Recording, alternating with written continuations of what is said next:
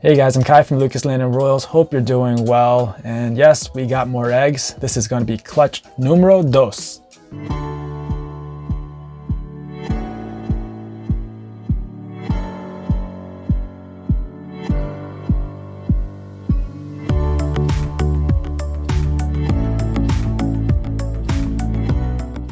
So in last week's video, I showed you a snake that was acting restless, and I told you she was full of eggs. When you have an animal like that just suddenly settles down and coils up with their tail in the middle, you can be sure the next morning is just going to be like Christmas and you're going to get a gift of pearly white eggs. That's exactly what happened to me this morning. Now before I go and pull that clutch of eggs, I want to give you a sneak peek at what's to come. Look at what we have here. We got a pied female, and that is her pre-laced shed. It all came off in one piece. Nope, I was wrong. Two pieces. And she is just looking gorgeous. Look how bright and vibrant she looks. This one is one of my brightest pieds, and she looks even brighter with this shed out of the way. And during breeding season. The male that bred with her is a coral glow pied, and I've done this pairing before, but this time it's with a different female. Like I said, she is one of the brightest pieds that I have, and the male is possible Heifer hypo. So we'll have to see if anything interesting results from their pairing. If you'd like to see updates and that clutch, make sure you're subscribed and hit that notification bell. All right, let's get back to the egg pulling. Actually, before pulling those eggs, there's some prep work that I need to get out of the way. Number one, set up a tub of water so the female can go in and wash the egg scent off of her body. And number two, set up a fresh tub with new paper and water so the female can go in there without any trace or smell of the eggs. And then that way she'll forget all about the eggs and hopefully get back onto food.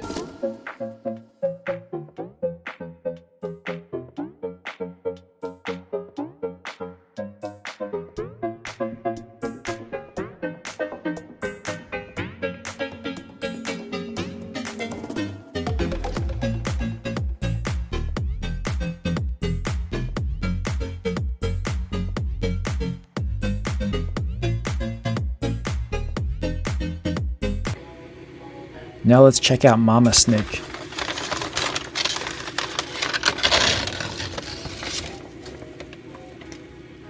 Wait a minute. So you probably know that the female is a Pastel lesser super stripe, but I don't think I ever told you the male that bred with her. So come over here and let's check them out.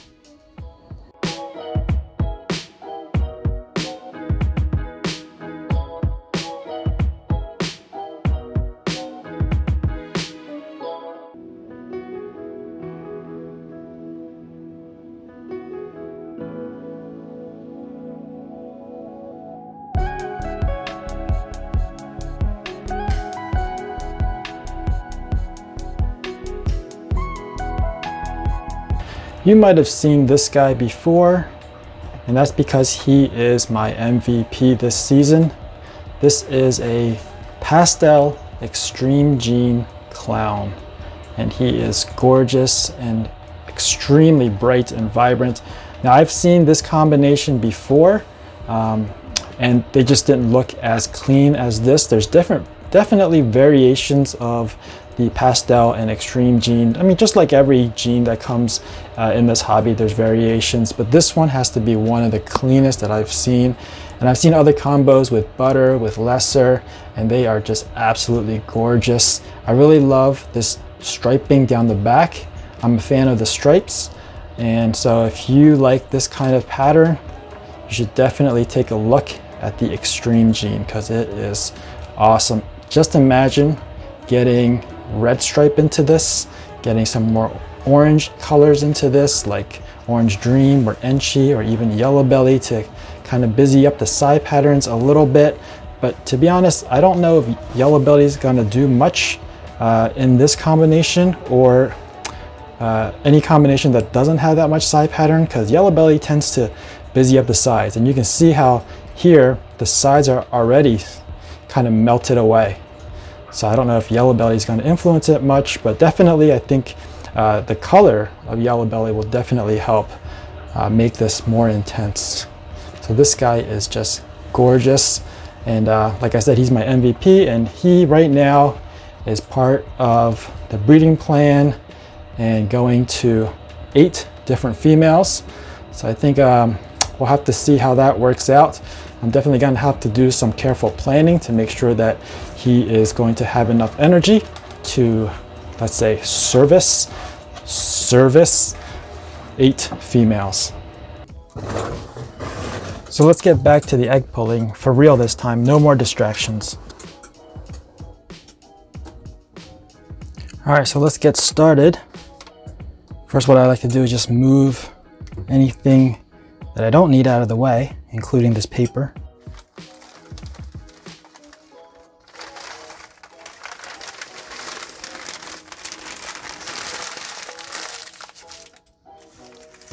I'll tell you, she doesn't look happy, but she's pretty good.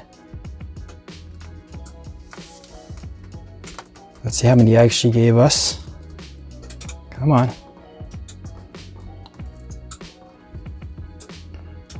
Not bad. Got 5 eggs.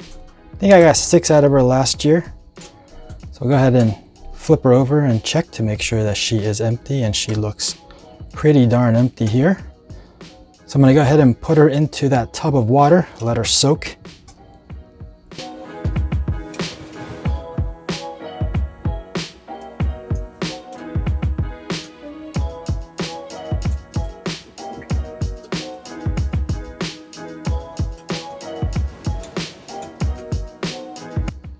All right, now let's get back to the eggs. Let me just scoot this over a little bit. So remember, preparation is key. So what I have here is the egg box. This is where the eggs are going to go in. I got some straws. You'll see what I do with those a little bit later. This is just ordinary straws that I cut up into sections. Let's pop this open. Now this egg box has been in the incubator for several days. I got the egg light diffuser or egg crate. Underneath that I have perlite. You can use vermiculite, you can use sponges. There's different substrates, anything that can keep the water from sloshing around. So I do have water in there. I didn't really measure out how much water it is. It's just kind of pretty wet. It's on the more wet side. So now I'm going to go ahead and move these eggs into the egg box. And what I like to do is separate them.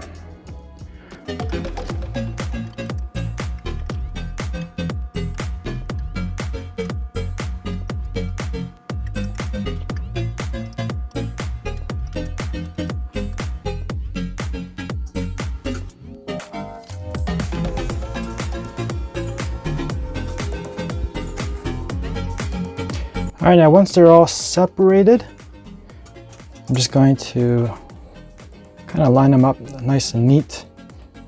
And the next thing I want to do is I want to turn off the light and candle them. So candling is just a process of looking inside and making sure there's veins. Also want to make sure the eggs are right side up. So let's take a look at this one. So you can obviously see the veins. And there should be a bubble, and you can see that right there, that kind of faint circle right there. Hope you can see that. So that's the right side up. And while I'm doing this, and since I've already found the right side up, I'm going to go ahead and just use a pen or marker and just mark it.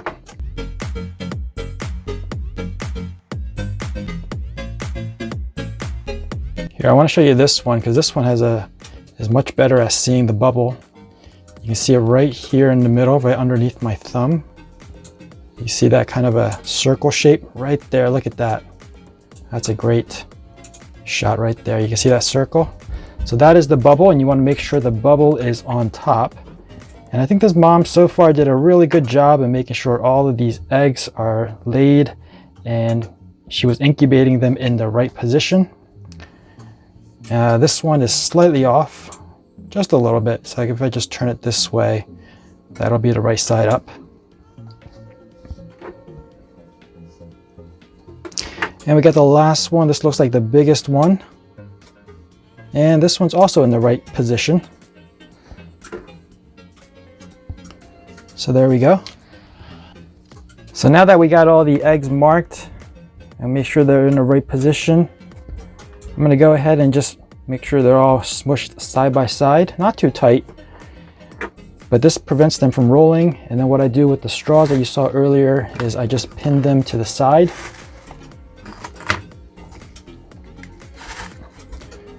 And this ensures they're not going to roll around.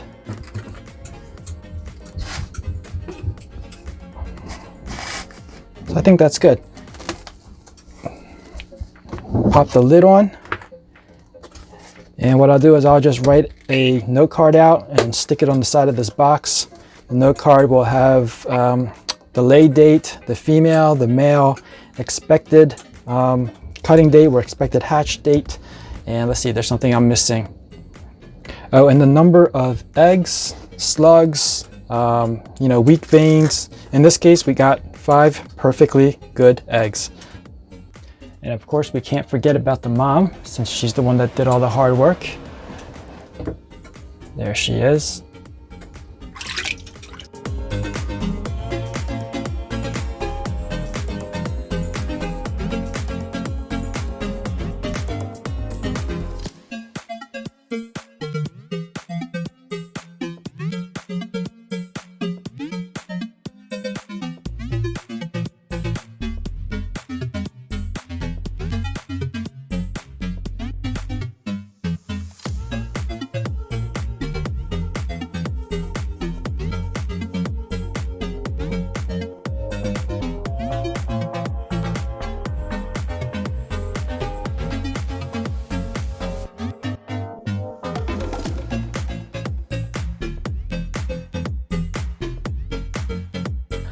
So that's about it for this video. If you enjoyed it, please give me a thumbs up. And in about 55 to 60 days, those eggs should pip, and I'll make a video cutting open those eggs to see what kind of het clown animals we make. You don't want to miss it. If you're new to this channel and you want to be informed of future uploads, make sure you're subscribed and hit that notification bell. As always, thanks for watching. Please share, and I'll see you guys next time.